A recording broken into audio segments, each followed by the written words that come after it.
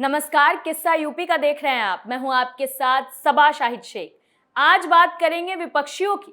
लोकसभा चुनाव 2024 के लिए सभी पार्टियों ने अपनी तैयारी तेज कर दी है। एक तरफ जहां विपक्षियों की पटना में बैठक होने वाली है, तो वहीं दूसरी तरफ ओपी राजभर ने यूपी की सियासत गरमा दी है। दरअसल ओपी राजभर की सीएम योगी से मुलाकात ने सियासी गलियारों में भूचाल ला दिया है, जिससे विपक्षी एकता बिखरती हुई नजर आ रही है। इस पर बात करने के लिए हमारे साथ मौजूद है कैपिटल टीवी के एग्जीक्यूटिव एडिटर राजीव जी। सर, बहुत बहुत स्वागत है आपका। धन्यवाद। सर, आपको क्या लगता है ये विपक्षी एकता की ओर फूट की ओर इशारा कर रहा है? देखिए, विपक्षी एकता के नाम की कोई चीज़ है नहीं। ये हवाई किला है। और उत्तर प्रदेश में तो अभी सिर्फ और सिर्फ गठबंधन के नाम पर समाजवादी पार्टी और आरएलडी के बीच गठबंधन है। लेकिन इन दोनों के बीच भी लोकसभा चुनाव आते आते ये गठबंधन टूटने वाला है, क्योंकि आरएलडी यानी कि जयंत चौधरी भी इस बात को समझते हैं कि विधानसभा की स्थिति अलग होती है और लोकसभा का चुनाव अलग होता है। दोनों के पैटर्न में आसमान जमीन का अंतर है। इसलिए अगर उन्हें अपनी सियासत को बचाए रखना है तो भारतीय जनता पार्टी का सहारा लेना पड़ेगा। वो समाजवादी पार्टी के साथ ज़्यादा दिनों तक नहीं रह सकते।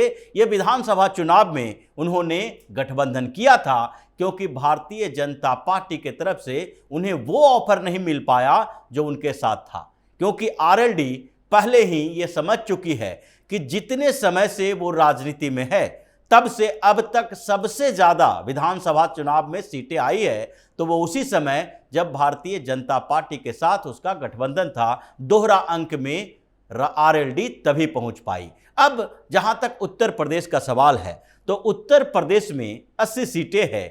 ये विपक्ष की पार्टियां भी जानती है और भारतीय जनता पार्टी भी इस बात को ध्यान में रखे हुए है कि अगर उत्तर प्रदेश में उनका मिशन फेल हुआ तो फिर दूसरे राज्यों से वो उसका मेकअप नहीं कर सकते। 80 सीटें यानी कि कई राज्यों को मिलाकर 80 सीटें विधानसभा की होती है। अगर बड़े बड़े राज्यों की बात करें तो बिहार और बंगाल को मिला देंगे तब उत्तर प्रदेश के बराबर होगा, महाराष्ट्र को मिला देंगे तब उत्तर प्रदेश के बराबर होगा। यानी कि अगर सिर्फ उत्तर प्रदेश में भारतीय जनता पार्टी, जो कि लगभग छोटी पार्टियों के साथ गठबंधन करने के बाद अपने अलग तरीके से ही राजनीति करती रही है, वो किसी बड़ी पार्टी के साथ, जो क्षेत्रीय पार्टी है, उसके साथ गठबंधन करने की कोशिश भी नहीं करती है। यानी सपा और बसपा को उसने पहले ही किनारा कर दिया है कि अगर इन लोगों के साथ गठबंधन करेंगे, इसमें से किसी भी पार्टी के साथ गठबंधन करेंगे तो सीट शेयरिंग का फार्मूला गड़बड़ हो जाएगा। और भाजपा ने पहले ही उत्तर प्रदेश में 75+ का जो अभियान चलाया है उसमें उसने ये तय किया है कि विधानसभा की सीटों पर या विधानसभा चुनाव में जिन पार्टियों के साथ गठबंधन है उन पार्टियों के साथ गठबंधन विधानसभा तक रहे, उसे लोकसभा के चुनाव में सपोर्ट करने के लिए कहा जाए। जैसे निषाद पार्टी के साथ भारतीय जनता पार्टी का गठबंधन रहेगा और विधानसभा चुनाव में भी रहा।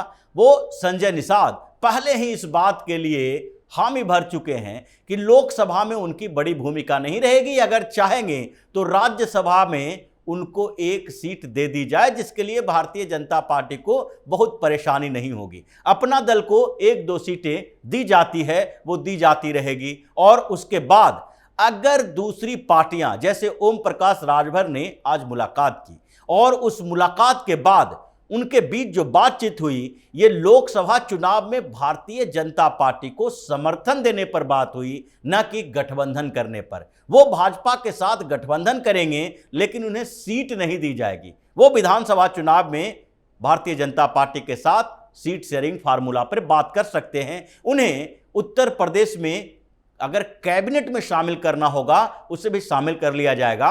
लेकिन अगर वो बार्गेनिंग करने की बात करेंगे कि हम 5 सीटों पर चुनाव लड़ना चाहते हैं लोकसभा की, तो ये भारतीय जनता पार्टी नहीं मानेगी। और ओम प्रकाश राजभर ये भी समझते हैं कि अगर विधानसभा चुनाव की बात जो थी वो अलग थी और उस समय आजमा के देख लिए, वो समझ रहे थे, वो सोच रहे थे और उनका अनुमान था कि इस बार भारतीय जनता पार्टी हार जाएगी और इसलिए समाजवादी पार्टी के साथ जाओ।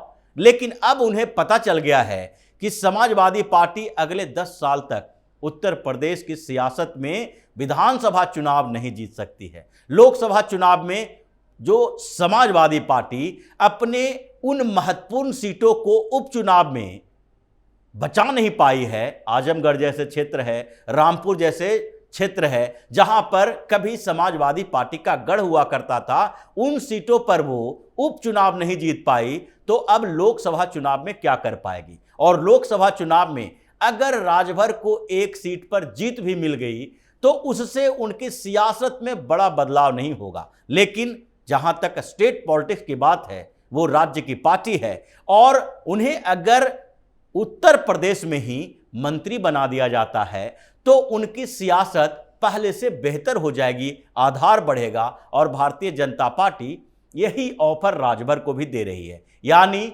अगर विपक्षी एकता की बात करें तो 2019 में बसपा और सपा ये दोनों पार्टियों ने गठबंधन किया, कांग्रेस को भी उसमें शामिल करने की कोशिश की गई, लेकिन हुआ क्या, कांग्रेस और बसपा सपा तीनों पार्टी अगर एक प्लेटफॉर्म पे आएगी तो इसका मतलब है कि तीनों के बीच सीटों का बंटवारा को लेकर पेच फंसेगा। समाजवादी पार्टी और बसपा ये दोनों मान रही थी कि अगर कांग्रेस को शामिल करेंगे तो कम से कम 20 सीटें तो कांग्रेस को देनी ही पड़ेगी, और 20 सीटें चली गई तो जो 60 सीटें बची है उसमें से आरएलडी भी अपनी डिमांड रखेगी, कुछ दूसरी पार्टी पीस पार्टी जैसे पार्टियों के साथ गठबंधन करेंगे वो भी डिमांड रखेगी, और उनके पास क्या बचेगा। यानी कि अगर 15-20 सीटों पर वो चुनाव ही लड़ेंगे तो जीत की उम्मीद संभावना जो 10 सीटों से ज्यादा की है वो खिसक कर 2-1 सीटों पर चली आएगी। तो इसीलिए विपक्षी एकता का सीट शेयरिंग फार्मूला ही फेल होने वाला है। सर, लेकिन राजभर का कहना है कि अगर सारी विपक्षी पार्टियां एक हुई तो वो 75 सीटें जीत लेंगी। अगर राजभर को सपना देखना है तो सपना देखने से कोई किसी को रोक नहीं सकता है। ये लोग कभी भी कोई भी बयान दे देते हैं, लेकिन जो समीकरण उत्तर प्रदेश का है और जिस तरीके से पिछले 6 सालों से उत्तर प्रदेश के समीकरण बदल रहे हैं, याद कहा जा सकता है कि 2014 के लोकसभा चुनाव में जिस तरीके से समीकरण बदले हैं उसके बाद से भारतीय जनता पार्टी के लिए उत्तर प्रदेश में बहुत बड़ी समस्या नहीं है। हालांकि सीटें ज्यादा है लेकिन फिर भी चुनौती उतनी बड़ी नहीं है, क्योंकि यहां पर दोनों जो बड़ी पार्टियां हैं, समाजवादी पार्टी और बहुजन समाज पार्टी, ये दोनों ने पिछले बार इसी फार्मूले पे काम किया था कि दोनों एक हो जाएंगे तो भारतीय जनता पार्टी के विजयी रथ को रोका जा सकता है। वहां भाजपा को 30-40 सीटों पर सिमटा के रख दिया जाएगा। लेकिन हुआ क्या, 15 सीटों पर दोनों पार्टियों ने मिलकर चुनाव जीता। 15 सीटों में भी समाजवादी पार्टी को लगा, अखिलेश यादव को यह लगा कि हम तो 5 ही सीट पर जीत पाए, मायावती को हमारा वोट तो कन्वर्ट हो पाया, लेकिन मायावती के जो वोटर हैं वो समाजवादी पार्टी के बदले चुनावों में भारतीय जनता पार्टी को वोट दे चुके थे, क्योंकि समाजवादी पार्टी और बहुजन समाज पार्टी के कार्यकर्ता ये दोनों एक दूसरे के साथ मिल ही नहीं सकते। बसपा का जो आधार है वो समाजवादी पार्टी के नेताओं से नफरत करता है, क्योंकि उसने समाजवादी पार्टी के उस दौर को देखा है जब उनके यानी बसपा के कार्यकर्ताओं के साथ क्या क्या किया जाता था। तो इसलिए जो सोशल इंजीनियरिंग बनी थी मायावती के समय में और जिसके आधार पर मायावती ने उत्तर प्रदेश में सरकार बनाई थी, वो सोशल इंजीनियरिंग भी समाजवादी पार्टी के खिलाफ था। और जब कंफ्यूजन पैदा होता है और जब उत्तर प्रदेश में ये माहौल तैयार होता है कि विपक्ष का गठबंधन हो रहा है, यानी कि टारगेट कहां होता है कि तीनों चारों पार्टियां, जो सारी पार्टियां एक हो रही है, वो सीधे इस ओर इशारा करता है कि उत्तर प्रदेश के मुसलमानों का वोट बिखरे नहीं। यानी सबका आधार यही होता है कि मुस्लिम वोट एकजुट हो जाए और तभी भारतीय जनता पार्टी को चुनौती दी जा सकती है। जैसे ही ये माहौल क्रिएट होता है, उत्तर प्रदेश में